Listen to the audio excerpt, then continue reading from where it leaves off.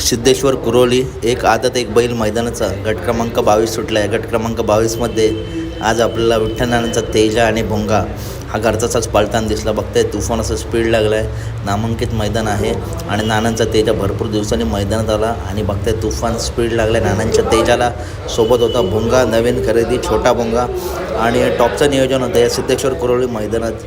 मित्रांनो, background sound येतो आहे, मार्केटमध्ये आहे, परंतु अपडेटसाठी तुमच्यासाठी व्हिडिओ टाकले. तर अपडेट आवडले असेल तर नक्की व्हिडिओ लाईक करा.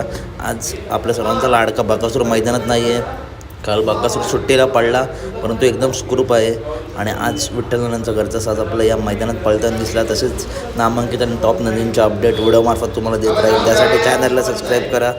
चला तर भेटूया पुढच्या व्हिडिओमध्ये. आणि तेजा आणि भोंगा नक्की कोणत्या समेत पळतील या अपडेट व्हिडिओमार्फत नक्की देईल. त्यासाठी चॅनल सबस्क्राईब करून ठेवा, व्हिडिओला लाईक करा. धन्यवाद मित्रांनो, भेटूया